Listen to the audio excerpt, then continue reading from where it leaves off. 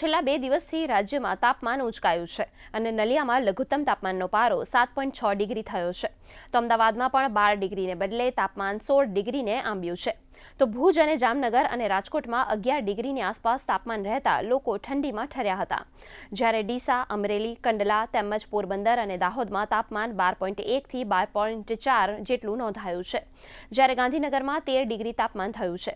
તેમજ બીજી તરફ હવામાન વિભાગ દ્વારા પતંગ રસિયાઓ માટે સારા સમાચાર આવ્યા છે. હવામાન વિભાગે જણાવ્યું હતું કે ઉત્તરાયણના દિવસે 5 થી 15 કિલોમીટરની ઝડપે પવન ફૂંકાશે અને ઉત્તરાયણમાં ગુજરાતમાં ઉત્તર પશ્ચિમના પવનો ફૂંકાશે.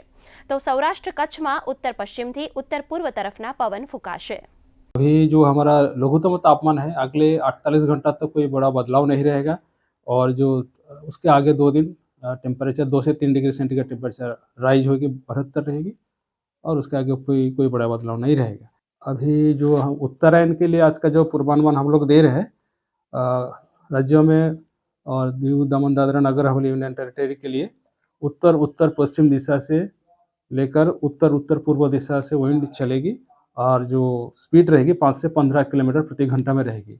14 जनवरी और 15 जनवरी के लिए दिया.